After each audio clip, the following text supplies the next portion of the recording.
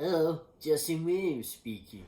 And today, as the second entry for the Autism Awareness Month videos, today I'll talk about some of the unique toys and games I have in my possession I'm especially proud of.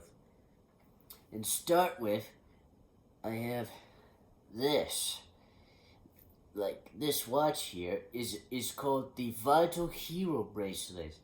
And its main purpose is allow you to have your own virtual pets, i.e. Digimon, which are kind of like Pokemon, except that they're basically creatures made up of various computer programs imaginable, including computer viruses, exercise programs, any sort of computer program imaginable can take the form of a Digimon, which was released as just virtual pets back in the 1990s as a more Tamagotchi for older kids. This vital bracelet works by for every step and exercise you do, you can increase the vitals of your Digimon on injected using this DIM card here, which comes with this holder, and each one has sufficient data of each potential Digimon you can get, depending on how well you train it, from its child form all the way to Rookie, Champion, Mega, Ultimate, etc.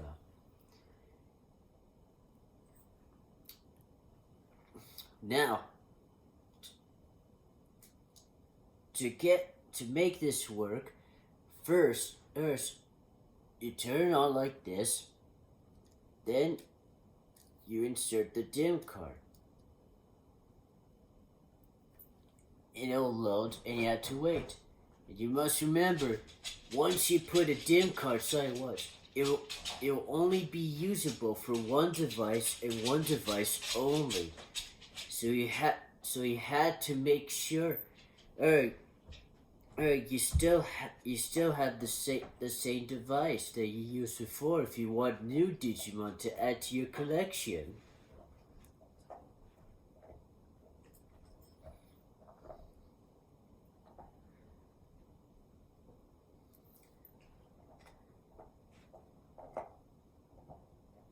It takes about a few seconds for it to completely load.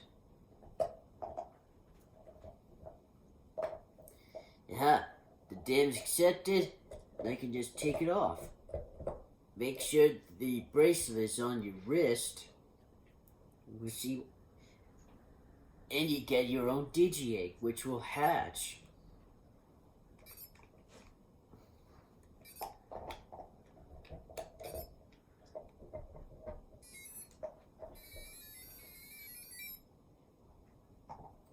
And voila, you get a baby Digimon. Now, the Digimon will evolve within a certain amount of hours. From its very first stage, it'll evolve in just an hour. To its rookie form, it'll take about 3 hours. To the champion, about 16 hours. And any forms after that, the forms after that would take 24 hours, a whole day, just to get the form.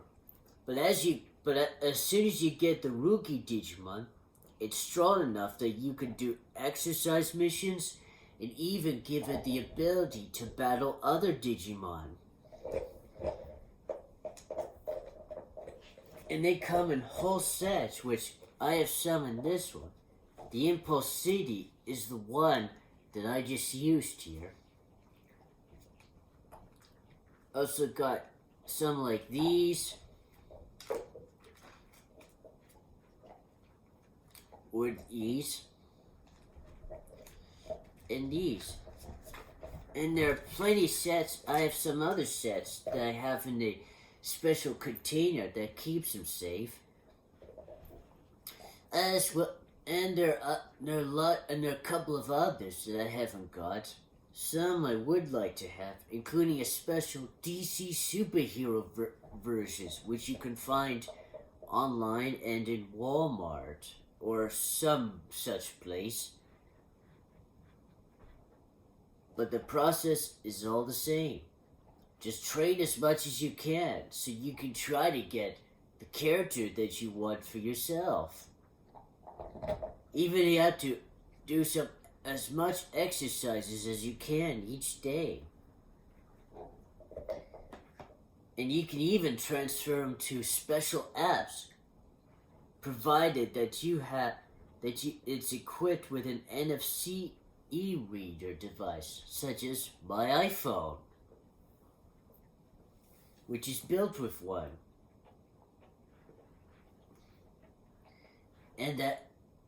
And that's how you use your Vital Hero bracelet. And you can also change the background to match your style. In my case, I like to have a background like this that matches with each theme of each dim card.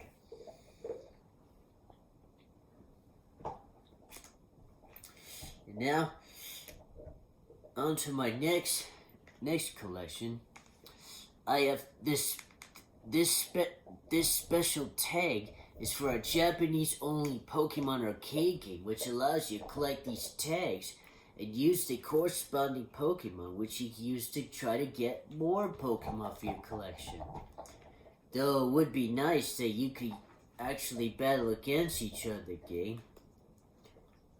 And I do follow a special Japanese-only YouTube group, well, a special channel that talks about how these games work and adds some new tags that you collect with each new update, including the idea of having all kinds of new Pokemon being added.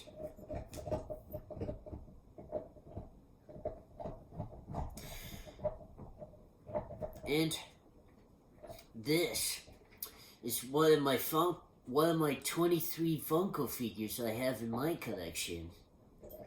And this one is one of my favorites, The Drowned, one of several versions of Batman from the Dark Multiverse.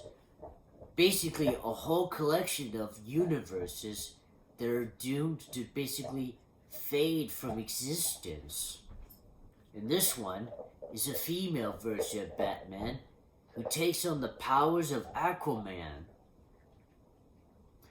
and basically wanted revenge against the metahumans that killed her husband, who is like the man equivalent of Catwoman's true identity, Selina Kyle. And she used her powers to destroy the Atlanteans and basically lived in the flooded Gotham City until the Batman Who Laughs recruited her, saying that her universe is doomed.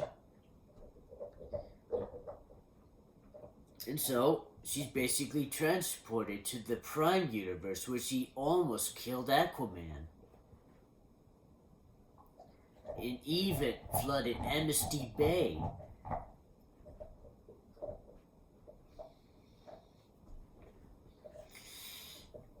And I know there are plenty more of these Funkos out there. And I have other versions of Batman too. Though not all of them though. Mainly ones I like, including the Dawnbreaker, a Green Lantern version of Batman, who has a willpower so strong it basically overrides and corrupts his green power ring. The Red Death, a fusion of Barry Allen, a fusion of the Flash and Batman. And of course, the Batman version of Doomsday. and a couple of other figures, such as a monster version of the Green Goblin, Mr. Green from the board game of Clue, which I'll get in a moment, or at least the board game itself. Zurg, as seen in the Lightyear movie, the Theriznosaur, or from Jurassic World Dominion. I even have two figures from Gilligan's Island, Ginger Grant and Gilligan.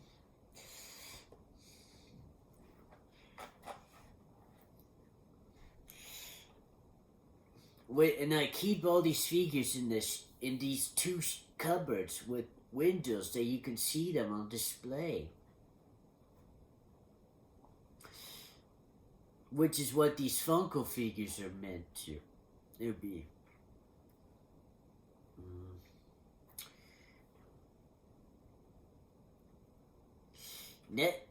Next is this special figure I have.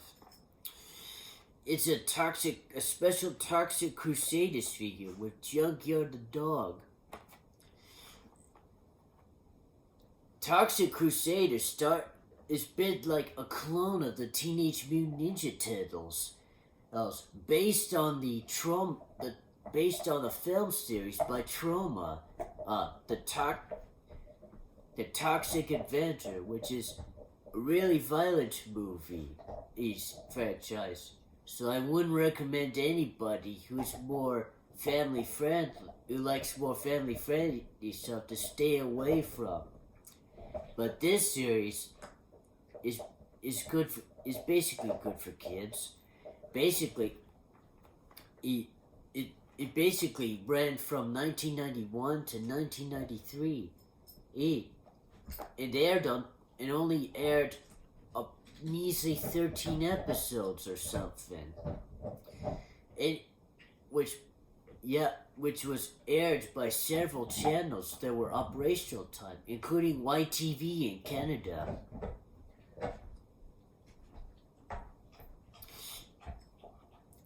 And the story goes that that the Toxic Crusaders' main mission is to protect Tromaville from the evil Dr. Killamon, an alien invader from a world that's full of pollution. And of course, they had to at least save the day. The same matters how heroes like the Teenage Mutant Ninja Turtles had to fight the Shredder every time. And these kind of figures are real classics, believe me. And I always liked you, and I got this figure thanks to a Toxic Crusaders video game that will be released this year, which I would love to play. Where you can basically control each of the Toxic Crusader characters, even the two human allies. Or basically real close, which there's Toxie's own mom and his own girlfriend, which is and you basically need to fight him in much the same way as the classic Turtles arcade beat-em-ups, including the Shredder's Revenge game that was released at least 2 years ago.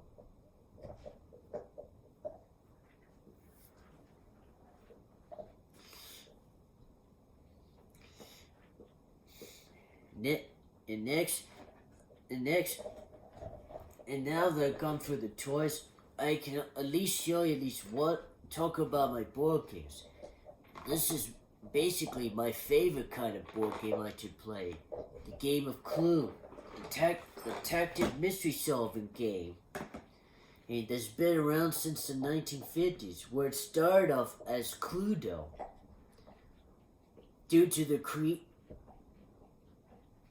creator Anthony Pratt publishing in England, then gained American business with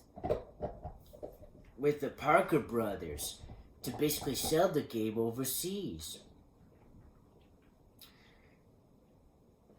in this modern version, actually, that I showed you, replaces Mrs. White with Dr. Orchid.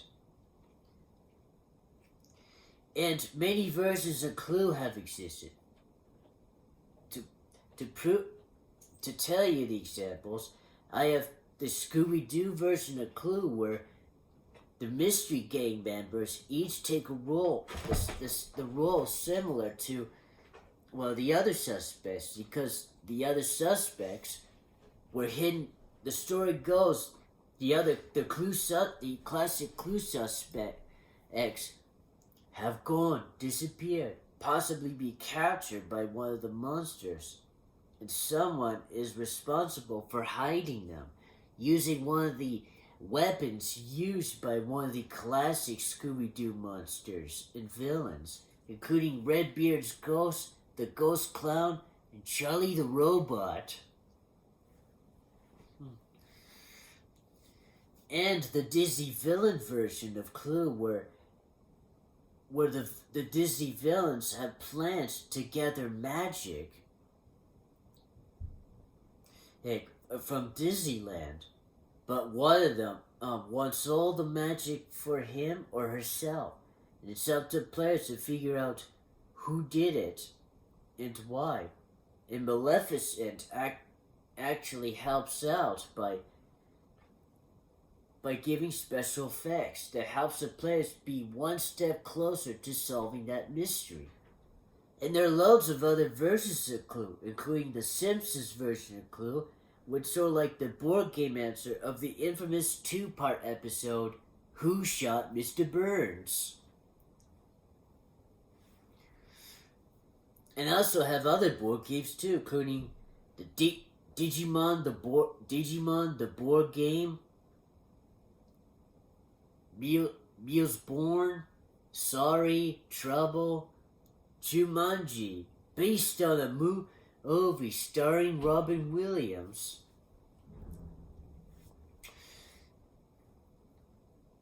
And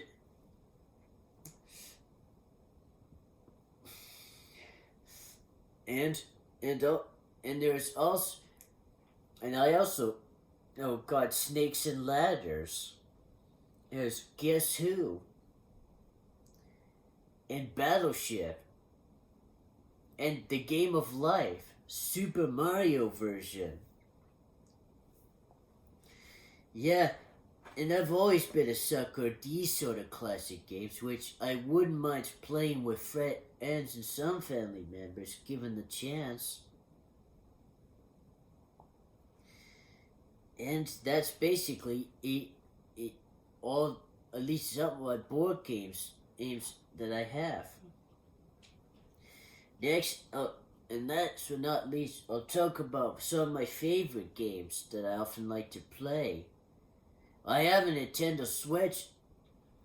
It's up there, which I usually play games. Most of them, Switch games I actually got them from Nintendo eShop, which saves space in the house by having less, game cases. And I have some good games as of now, including Smash Bros. Ultimate, Super Mario Bros. Wonder, Mario Strikers Battle League, Pikmin 4, Pikmin 3 Deluxe. Yeah, plenty of good games with more that I would like to play. And now I'll show you some of my really classic games that are actually older than that.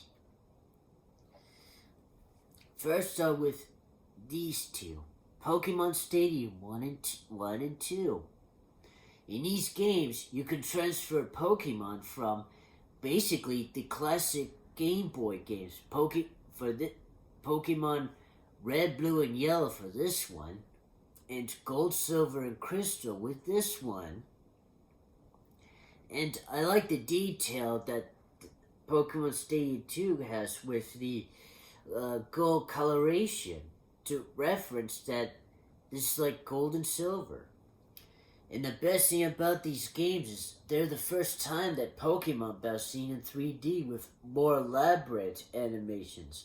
Unlike present games like, say, X and Y, Sword and Shield, Scarlet and Violet, they all use more simpler 3D graphics. And sometimes I would wish to make my own Pokemon tournaments where I can use the Battle Stadium formats as much as I could, which includes using the Let's Go games, basically only using Pokemon that come from Kanto, including Alolan forms, as well as Meltan and Melmetal, with no Mega Evolutions. Well, maybe they could make evolutions, but I would still limit the idea of using, well, basically Mewtwo and Mew. Since all other Pokemon you can basically get.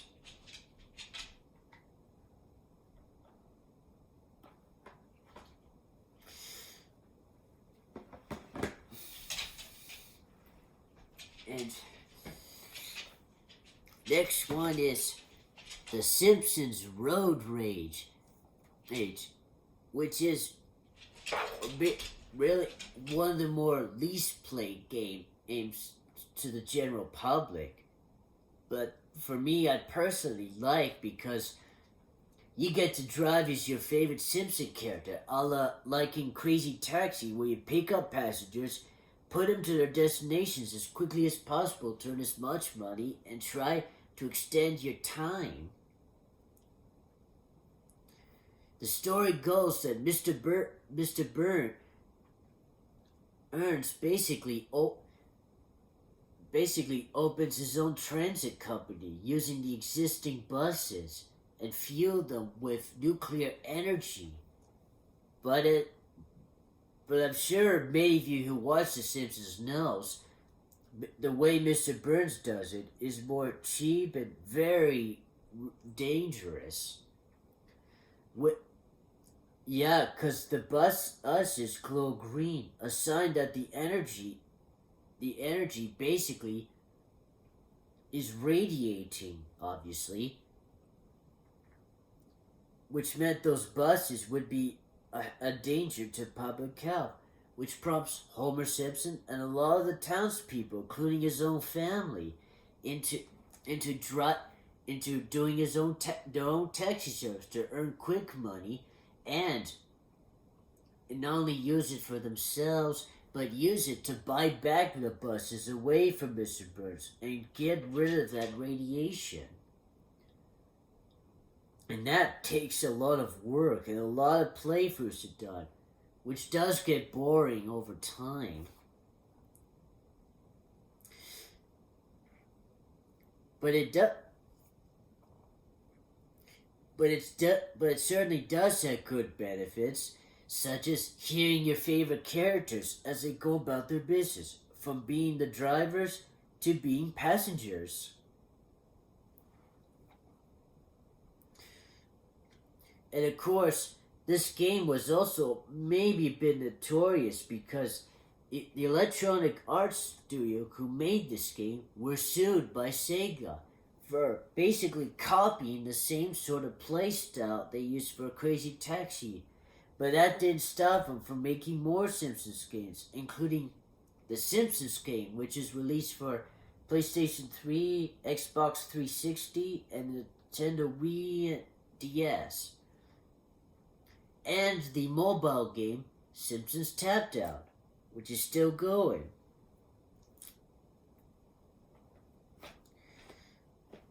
And there are 6 locations you can play as. The classic Evergreen Terrace, the neighborhood of the Simpson family, the Entertainment District, the new Springfield Heights, downtown Springfield, and the nuclear power plant, or at least the area around it.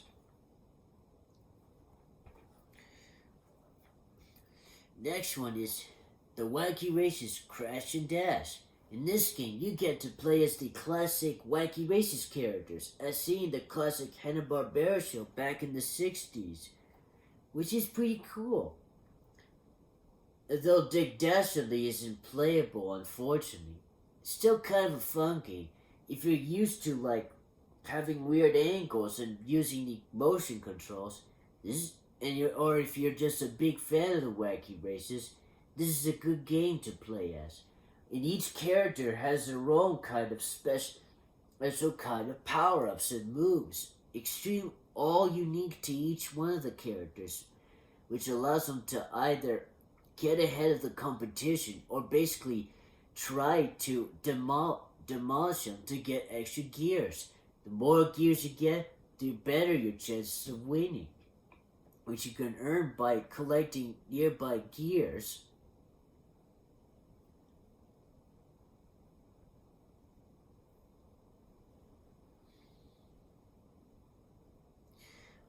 Or you can just win them from doing mini games, which are always caused by Dick Dastardly as he desperately tries to cheat to win.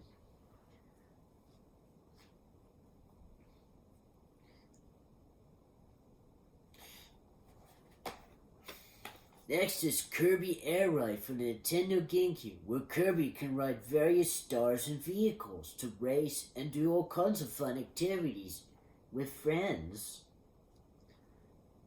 including a simple air ride race where Kirby can race around, suck in enemies, spit them out, or gain copy abilities for a short amount of time. Top rides where you can use items to battle against your friends you race while looking down on them. Or City Trial mode where you can change to use various vehicles and power them up to actually unlock various mini games.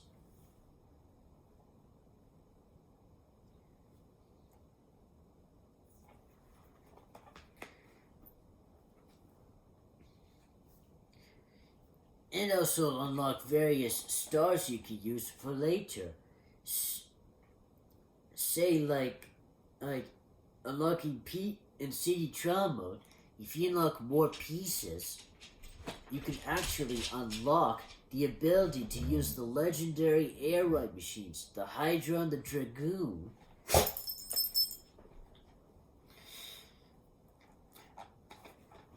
Next is SpongeBob Likes Camera Pants, which I did show in one of my earlier videos.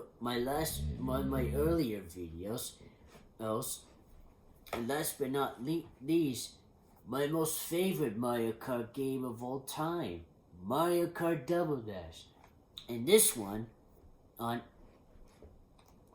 is a special edition that includes a bonus disc which allows you to play demos and view trailers for games that were being made at the time, which is essentially 2003, I believe, which includes demos of Mario Party 5, Sonic Heroes, the Teenage Mutant Ninja Turtles, based on the 2003 version, and that was running on TV at the time.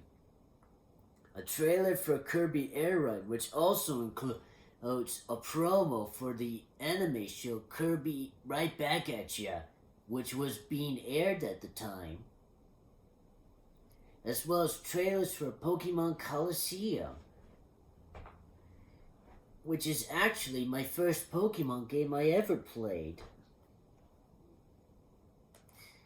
And in Mario Kart Double Dash is unique in various aspects.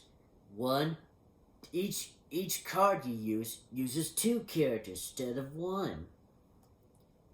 And number 2, it actually uses a broadband adapter, which allows you to connect one GameCube to another one.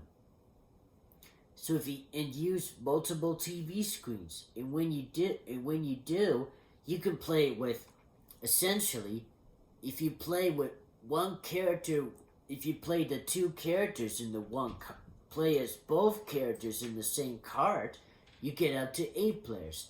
But if you play cooperatively, and control one individual character. One is the driver, one is the item thrower. Essentially, you can actually play with up to 16 people at a time. And I've always wanted to try to use this feature myself and hold local tournaments in order to play this game.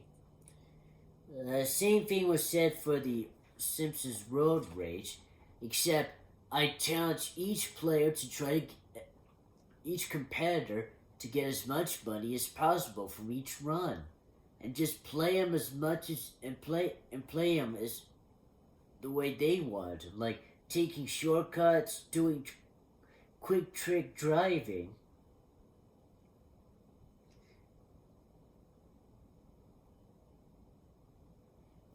And that's basically it.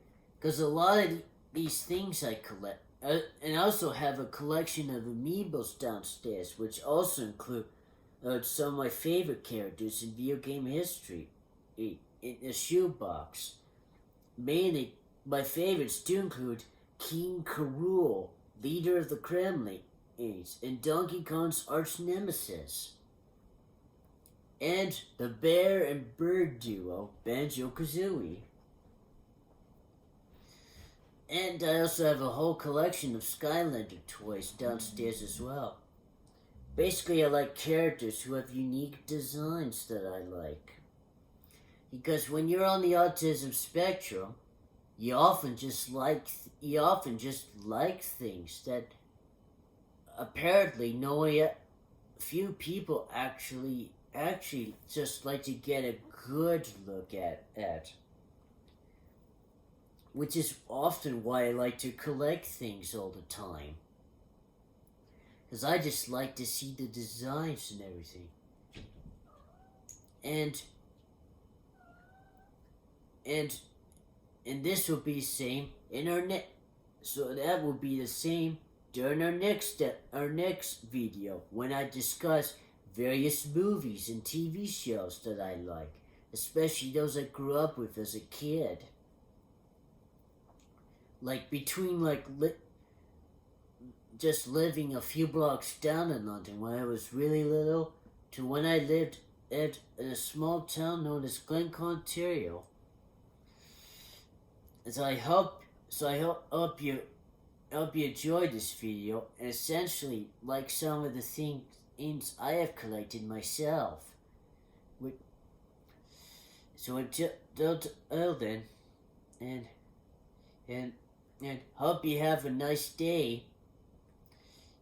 Justin out.